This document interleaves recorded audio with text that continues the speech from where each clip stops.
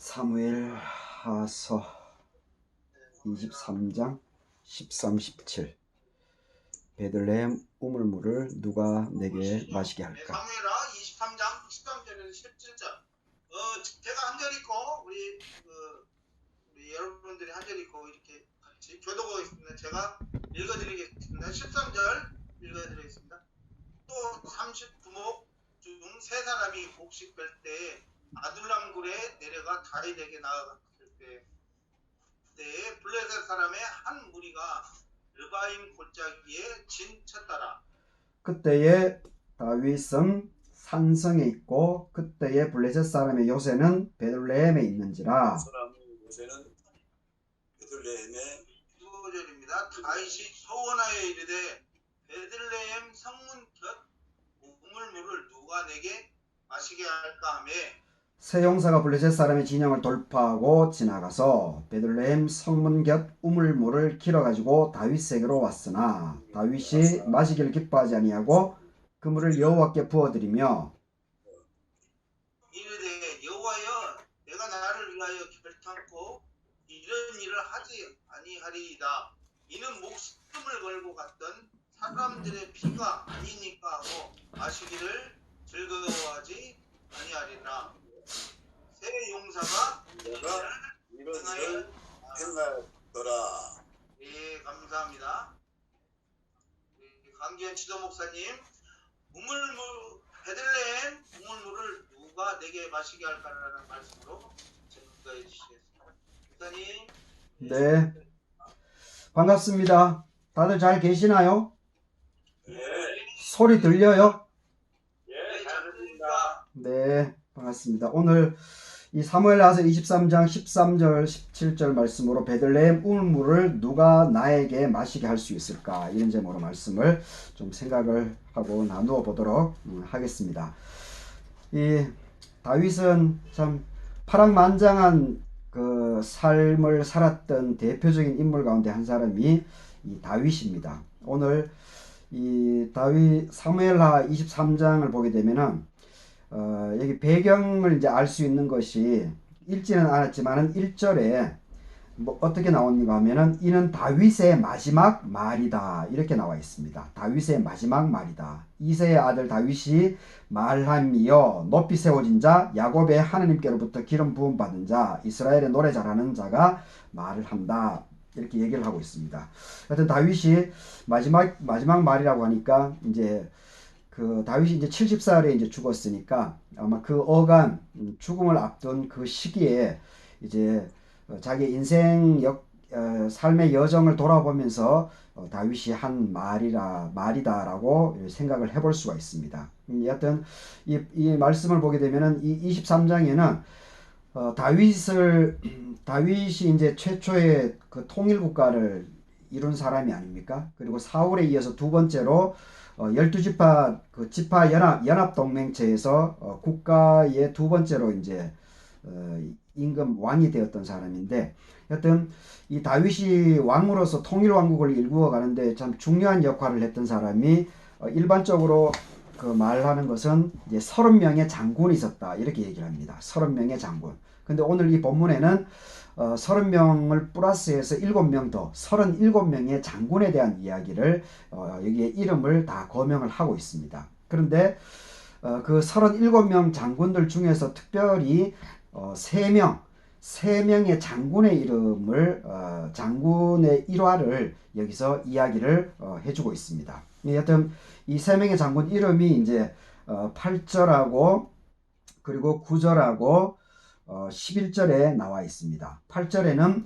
보게 되면은 요셋 밧세벳이다라고 얘기를 해주고 있고, 한 번에 800명을 죽인 사람이다라고 이 요셉 밧세벳에 대해서 얘기를 해주고 있습니다. 그리고 두 번째 장군이 유명했던 37명 중에서 이제 유명한 두 번째 장군이 9절에 엘르아살이었다라고 얘기를 합니다. 그리고 11절에 세 번째 장군이 삼마였다라고 얘기를 해주고 있습니다. 근데 지금 오늘 읽은 이 본문이 상황이 어떻게 되는가 하면은 13절을 보게 되면은 30명의 장군들 중에 세 사람이 곡식을 벨 때에 추수철이었던 것 같습니다. 아둘람 굴에 내려가서 다윗에게 나아갔다라고 얘기를 하고 있습니다.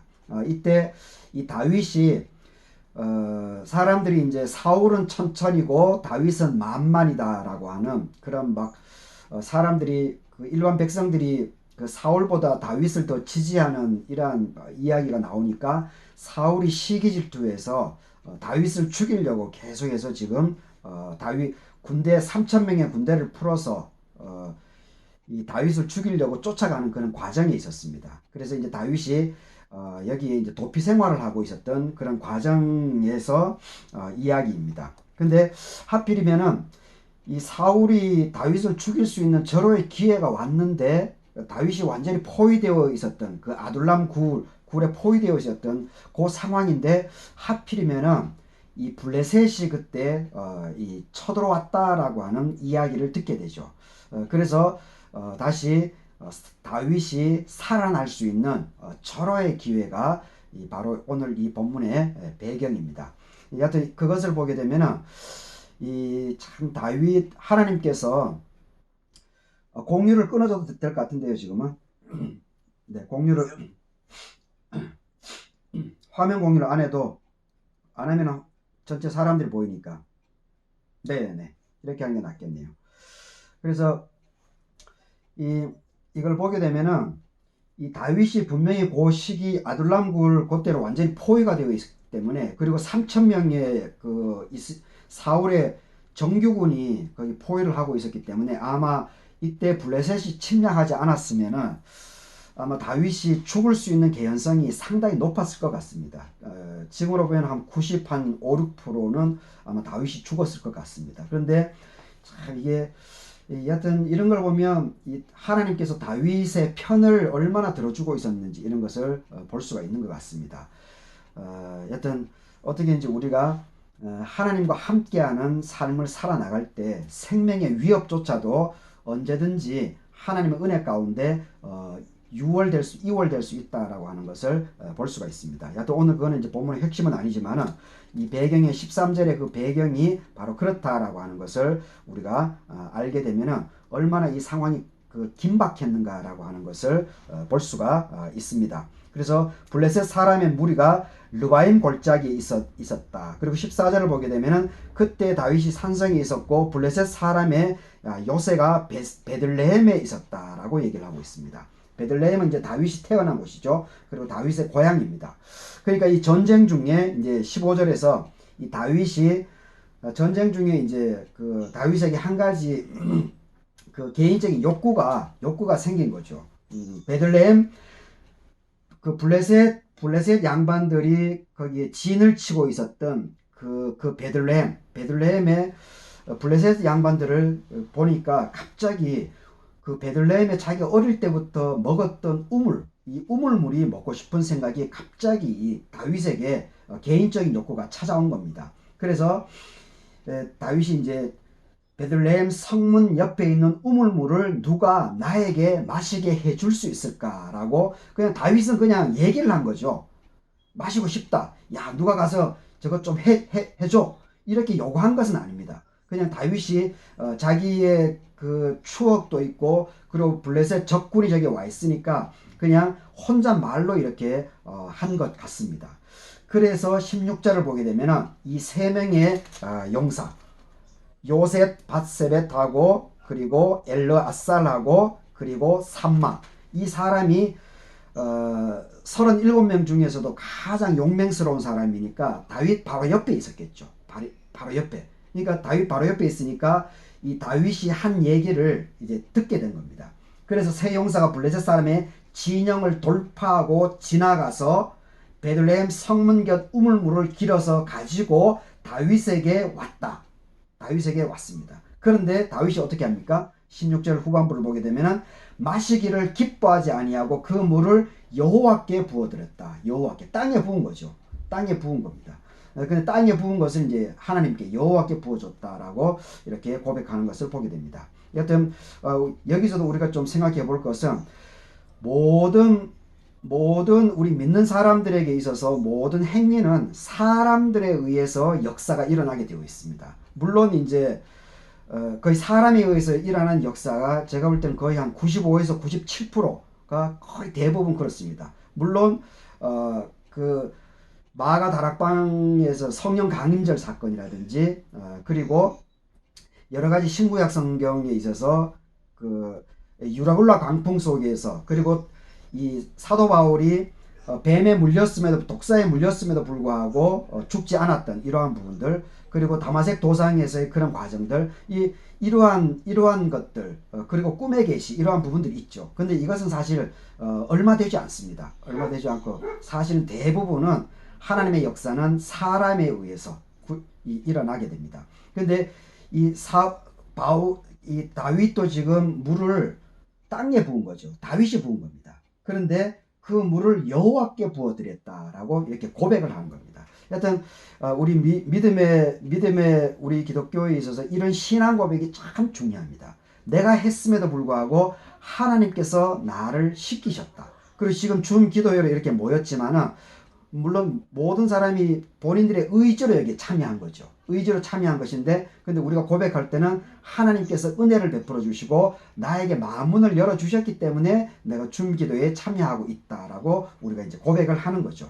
여튼 이런 고백의 언어 이것이 참 우리 기독교의 아주 본질적인 겁니다. 그래서 우리가 늘 항상 내가 하지만은 내가 한 것이 아니고 하나님께 영광을 돌리는 것이 아니겠습니까? 여튼 여기서도 이제 다윗의 그 물을 여호와께 부어드렸다라고 하는 이 고백 속에서도 다윗이 얼마나 하나님 중심으로 하나님에게 초점을 맞추어서 자기 삶을 살아나갔는가라고 하는 것을 이 16절 마지막 구절을 통해서 우리가 볼 수가 있습니다. 그리고 이 다윗의 이러한 고백들은 우리의 고백이 지금도 계속 되어가게끔 하는 것이 더 우리가 믿음 생활을 깊이 있게 할 수 있는 그런 방법이라고 생각합니다. 근데 마지막 이제 17절에 이제 17절 이 고백이 참 유명한 고백이죠. 다윗이 얘기를 합니다. 말을 하되 여호와여 내가 나를 위해서 결탄코 이런 일을 다시는 하지 아니하겠습니다. 왜냐하면은 목숨을 걸고 갔던 사람들의 피가 아닙니까? 세 명의 장군들이 내가 그냥 넋두리로 한 것을 자기의 목숨을 걸고 나아가서 그것을 가지고 온 것이 아니겠습니까? 그래서 앞으로 다시는 내가 이런 일을 하지 않겠습니다 하고 마시기를 즐겨하지 아니했다. 이렇게 고백을 하고 있는 것을 보게 됩니다. 여튼 그 다윗의 이 17절의 이 고백을 통해서 우리가 생각해 볼 수 있는 것은 뭐냐면은 이 부하들의 희생과 헌신을 자기 것으로 취하지 않고 하나님께 돌려드렸다라고 하는 이 부분을 우리는 잘 기억할 필요가 있습니다. 혼자 얼마든지 검어질 수 있죠. 그것을 자기가 마실 수 있습니다. 왕이기 때문에 그리고 절대군주이지 않습니까? 마시더라도 누가 욕을 하고 탓할 사람이 아무도 없습니다. 그럼에도 불구하고 그것을 다윗은 자기의 것으로 자기의 자기 개인만의 욕구를 충족하는 것으로 그것을 사용하지 않습니다. 그리고 그것을 땅에 부어드림으로 하나님께 돌려드림으로 모든 사람들에게 그것을 함께 나누는 이러한 것을 보게 됩니다. 결국 이 행위를 통해서 다윗은 하나님을 두려워하고 있는 왕이다라고 하는 것을 사람들에게 보여줍니다. 그리고 자기 자신의 욕구 충족만을 위해서 내가 임금의 역할을 하는 것이 아니다라고 하는 것을 또 그 많은 사람들 중에 전쟁 중에 그 부하 장군들에게 다 이렇게 보여주는 것을 볼 수가 있습니다. 그래서 우리가 그 하나님께서 우리에게 신실한 믿는 사람들에게 언제든지 하나님께서는 많은 은혜를 그리고 많은 축복을 베풀어 주는 줄 믿습니다. 그런데 그 받은 은혜, 받은 축복을 내 욕구 충족만을 위해서 내 개인적으로만 그것을 사용하게 되면은 그것이 나중에는 썩어 들어갑니다.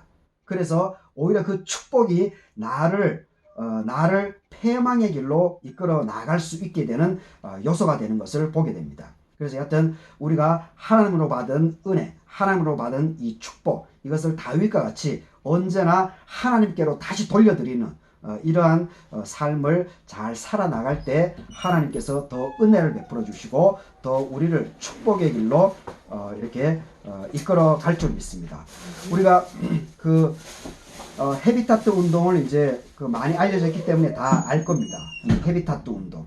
그 밀러드 풀러라고 하는 이 사람의 이야기를 다 알겠지만은 제가 오늘 다시 한번 이 시간에 이 받은 축복을 사람들에게 나누어 줌으로 나누어 주고, 그리고 이 축복이 오히려 확대 재생산해 나가는 대표적인 인물 중에 하나가 저는 바로 이 헤비타트 운동이고 또 밀러드 풀러의 귀한 삶이지 않은가, 그런 생각을 해보게 됩니다. 하여튼 이 헤비타트 운동을 만든 밀러드 풀러가 법률가이고 사업가였다라고 합니다. 그리고 백만장자였다라고 얘기를 합니다. 그런데 이 부부가 늘 돈만 추구하고 이렇게 삶을 살아나갔다라고 합니다. 그래서 이제 그 목적을 달성한 거죠. 부자가 된 겁니다. 그런데 언젠가부터 이 가정의 위기가 찾아오게 되고, 그리고 정신적으로 편안하지 않는 이러한 경험을 이 부부가 하게 되었답니다. 그래서 영적인 위기를 맞이하게 되어서 돈이나 지위가 높아지는 것, 사람으로부터 존중함을 받는 것, 어떤 부분에서 이제 허상일 수가 있는 건데, 이러한 것이 성공을 가져다 주지 않는다라고 하는 것을 깨닫게 되면서 오히려 이 부유한 삶이 하나님으로 관계가 멀어지게 하는 것을 깨닫게 되면서 이 모든 것을 나누어 줘야 되겠다라고 하는 것을 이 부부가 결심하게 되고, 그래서 제2의 인생을 살아나가면서 특별히 이제 어려운 가정을 전 세계에 있는 어려운 가정을 찾아서 직접 집을 지어주는 것, 그리고 그냥 지어주는 것이 아니고 그 주인은 최소한의 비용을 이렇게 받는 것, 그 가정 형편에 따라서 그 공짜로 주는 것이 아니고, 공짜로 주게 되면 이제 거지근성이 생기니까 절대 공짜로 주지 않고 작은 돈이라도 다시 받고, 그리고 또 다른 집을 지을 때는 그 집지음을 받은 사람이 반드시 동참하게 하는, 돈을 내든지 아니면 노동력을 제공하든지 이런 식으로 해서 반드시 그 혜택을 받은 사람이 다음에 거기에 동참을 꼭 하게끔 이것을 원칙으로 만들어 나가고 있다라고 하는 것을 제가 들으면서 참 감동을 받았습니다. 받은 은혜, 받은 축복을 자기 것으로 소유하는 것이 아니고 또다시 다른 어려운 이웃에게 반드시 나누어 주는 것을 확대해 나가고 재생산해 나가는 이러한 운동을 지금도 펼쳐 나가고 있다라고 하고 있습니다. 하여튼 바로 이러한 것이 그리스도인들의 삶이어야 되지 않는가, 그런 생각을 해보게 됩니다. 그리고 또한 우리 CBMC 회원들의 삶의 모습이 저는 바로 이러한 것이 아닌가, 그런 생각을 해보게 됩니다. 특별히 우리 김만함 회장님이 대표적인 것이죠. 그리고 지금 해외 선교사님들도 대표적인 것이죠. 그리고 제가 볼 때는 우리 유한진 회장님도 사실은 이 매일 아침에 줌기도회가 진행되는데 이 다른 지회의 줌기도회 아침 7시 기도회에 참여한다는 것이 결코 쉬운 것이 아닙니다. 근데 하여튼 유한진 회장님이 그 모든 줌기도회를 그 바쁜 중에도 참석하고 있는 것은 정말 귀감인 것 같습니다. 여하튼 그것은 자기 회장으로서의 그 부분들을 저는 나누어 주는 것이 아닌가, 그런 생각을 해보게 됩니다. 하여튼 이렇게 우리가 받은 축복을, 받은 은혜를 나누어 주고, 그리고 그것이 확대되어져 나가면서 또다시 이 조직화되는, 재생산되는 그러한 것을 만들어 나가게 될 때 정말 이 하나님께 더욱더 쓰임받지 않을까, 그런 생각도 한번 해보게 됩니다. 그리고 한 가지 더 이제 생각을 해볼 것은, 지금 우리나라 현실 때문에 이제 좀 생각을 같이 해보려고 하는 건데, 내년 3월이 이제 아주 중요한 우리나라 대통령 선거가 있지 않습니까? 선거가 있는데 바로 다윗과 같이 이 지도자라면은 자기가 책임을 져야 됩니다. 자기가 책임을. 그리고 자기 부하, 자기 주변 사람들을 희생을 시키면 안 됩니다. 희생을 시키면 절대 안 됩니다. 오히려 자기 부하들이 희생을 당할 수 있는 자기 부하들을 지켜주면서 지도자라면은 자기 목숨을 내놓아야 되죠. 우리 예수님처럼. 바로 그런 사람을 우리는 지도자로 반드시 뽑아야 됩니다. 지금 두 사람이 이제 대표 주자로 지금 거명이 되고 있는데, 그래서 우리가 더욱더 지혜롭게 정말 이 시민들의 생명을 책임져 나갈 사람, 오히려 시민들 죄 없는 시민들을 감옥으로 보내고 그리고 해코지하고 이런 사람을 뽑는 것이 아니고 정말 우리 시민들을 생명을 책임져주고 이 나라와 이 민족을 더욱더 멋있게 한반도의 평화를 안착해 나갈 그런 사람을 우리가 잘 선임해야 되지 않는가 그런 생각들을 해보게 됩니다. 사울은 언제나 권력 욕심에 치우쳐져 있었습니다. 특별히 다윗이 자기는 천천히고 다윗은 만만이다라고 하는 백성들의 인지도가 다윗에게 높아지는 것을 기점으로 해가지고 다윗을 철저하게 죽여버리려고 이렇게 실제 움직임까지 했던 사람입니다. 근데 결국은 그 권력 욕심에 그렇게 있었던 그 사람이 결국은 어떻게 됩니까? 하나님께서 사울을 오히려 책임을 묻지 않습니까? 그리고 다윗은 늘 언제나 이 우물물 사건이 대표적인 사건입니다. 오히려 자기의 욕구를 충족을 위해서 자기 혼자 마실 수가 있었음에도 불구하고 그것을 자기 부하들의 생명이고 부하들의 희생정신 이것을 받아들이면서 자기의 것으로 취하지 않고 오히려 하나님께로 돌려드림으로 인해 가지고 오히려 귀감을 그리고 그 자기 부하들을 지켜낸 이 아름다운 모습이지 않은가 그런 생각을 해보게 됩니다. 그래서 하여튼 이번 한 주간도 우리 CBMC 모든 회원들이 하나님으로 받은 은혜 그리고 하나님으로 받은 이 축복 이것을 언제나 다시 주변 사람들에게 나눠 줌으로 해서 확산시켜 나가고 그리고 이것을 재생산해 나갈 수 있는 이러한 데 우리가 귀하게 모두가 쓰임받아 나갈 수 있기를 바라겠습니다. 다 같이 기도하도록 하겠습니다. 베들레헴 성문 곁에 우물물을 누가 나에게 마시게 할 수 있을까? 다윗이 이르되 여호와여 내가 나를 위하여 결단코 이런 일을 하지 아니하겠습니다. 왜냐하면은 이 물은 목숨을 걸고 갔던 세 명의 장군들의 피가 아니겠습니까? 하고 마시기를 즐겨하지 않고 오히려 하나님께 부어드렸다. 아버지 하나님, 오늘 우리 CBMC 남원 지회 32번째 기도의 모임을 하게 해주심을 감사드립니다.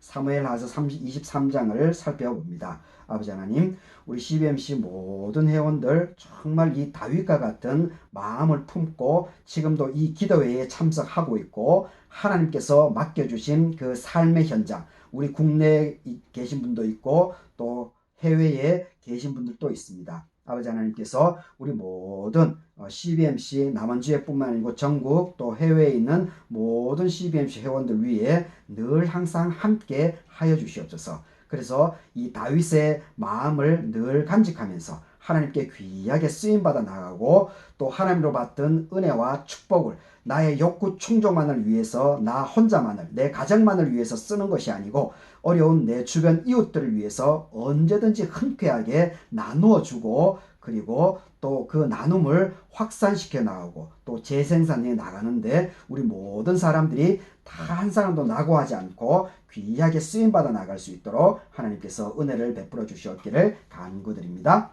지금은 우리 주 예수 그리스도의 은혜와 하나님의 사랑하심과 성령님의 위로와 교통하심이 다윗과 같은 마음으로 하나님께 쓰임받고 하나님으로 받던 은혜와 축복을 언제든지 주변 사람들과 더불어서 나누어 살아가기를 결심하는 모든 CBMC 회원들 머리 위에 지금부터 영원까지 함께해 주시옵기를 축원하옵나이다. 아멘. 감사합니다.